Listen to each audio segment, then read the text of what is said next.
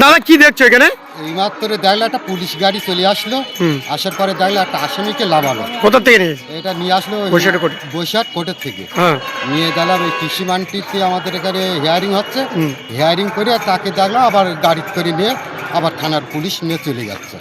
কি নাম জানা গেল? তার নাম? নামটা শুনলাম, আশেপাশের লোকের কাছে শুনলাম। দাদার নাম কি? চলো নাসিরউদ্দিন বিশ্বাস। কোথায় বাড়ি ছিল? তার বাড়ি বিশপুর। তার বাড়ি মনে হচ্ছে বিশপুর সম্ভব। আপনার নাম? আমার নাম কেনা গাজী।